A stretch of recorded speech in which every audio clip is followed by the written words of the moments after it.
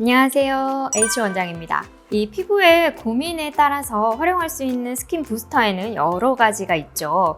그 중에서도 이 콜라겐 부스터인 주베룩의 경우에는 워낙 많은 분들이 최근에 찾아주시는 시술이기도 해서 지난 시간에 한번 소개해드린 적이 있었는데요.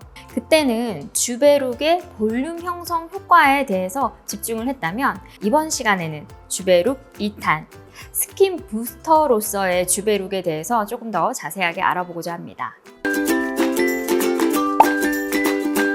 지난 영상을 못 보신 분들을 위해서 주베룩에 대해서 다시 한번 설명드리도록 하겠습니다.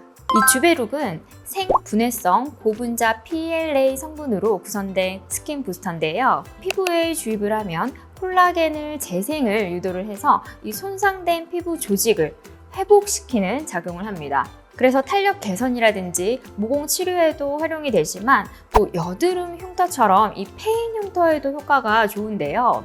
콜라겐이 생성이 되기 때문에 이 새살이 돋아나서 이 흉터를 완화시켜주는 것입니다.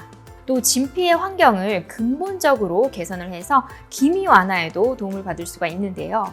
이 주베룩은 PLA와 히알루론산이 혼합이 되어 있는 형태로 분말 제형이기 때문에 환자분들의 피부에 주입을 하려면 수화라고 하는 액상화 과정을 거치게 됩니다. 이 생리식염수나 히알루론산 같은 성분들과 배합을 해서 액상화한 다음에 이 진피층으로 주입을 하게 되면 피부 내부에서 물과 이산화탄소로 분해가 이루어지는데요. 이 과정에서 섬유아세포를 자극을 해서 콜라겐의 생성을 유도하게 됩니다.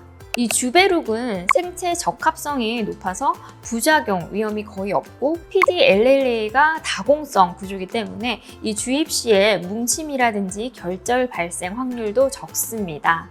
결절이 생긴다 하더라도 생분해성 때문에 며칠 뒤면 대부분 분해돼서 사라지게 되는데요.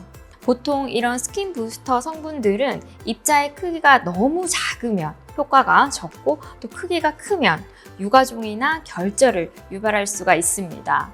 주베룩은 대식세포로 포식이 되지 않고 진피층에 작용하는 이상적인 사이즈입니다. 주베룩 오리지널의 입자 크기는 10에서 40 마이크로미터, 또 주베룩 볼륨의 입자 크기는 50에서 80 마이크로미터입니다. 아무래도 이 주베룩 볼륨이 입자가 더 크다 보니 볼륨을 증가시키는 효과가 커서 이 꺼진 부위를 채우기 위한 목적으로 주로 사용이 됩니다. 이 주베룩은 의사가 직접 매뉴얼로, 그러니까 손주사로 주입을 할 수도 있고요.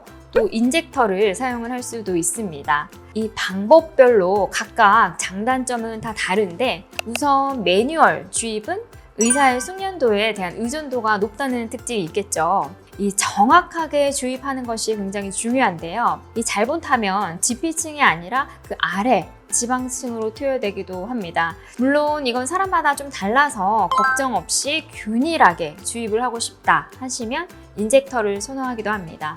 다만 요즘에는 포텐자 펌핑 팁으로 시술하는 경우가 굉장히 많습니다. 미세 바늘을 피부에 침투를 시켜서 진피층에 고주파 에너지를 전달을 하는 방법인데요. 쉽게 말하면 약물을 이 미세 바늘로 원하는 깊이에 조금 더 정확하게 전달을 하고 또 거기다가 고주파까지 더해져서 이 섬유아세포를 자극하기 때문에 모공 축소라든지 피부 탄력에 훨씬 더 큰 시너지 효과를 기대할 수가 있습니다.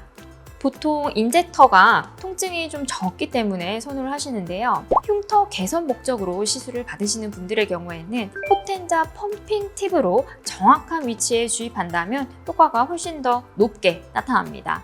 이 미세한 마이크로 니들이기 때문에 포텐자도 통증은 굉장히 적은 편입니다.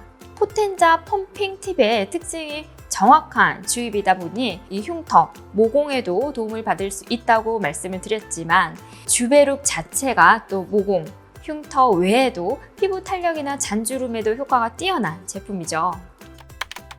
아무래도 요즘에는 인위적인 것들을 선호하지 않아서 이물질을 주입하는 것보다는 이 피부 속에 내 콜라겐 재생을 유도하는 방법을 선호하시는 분들이 많은데요. 이 주베룩은 부작용도 적으면서 또 피부에 다양한 고민들을 해결해 줄 수 있다는 점에서 이 환자분들의 만족도는 굉장히 큰 시술입니다. 오늘은 주베룩 2탄을 통해서 이 주베룩의 장점과 시술 방법의 차이점에 대해서 조금 더 자세하게 알아보았습니다. 도움이 되셨다면 좋아요, 구독 부탁드리며 오늘은 여기에서 마치도록 하겠습니다. H원장이었습니다. 감사합니다.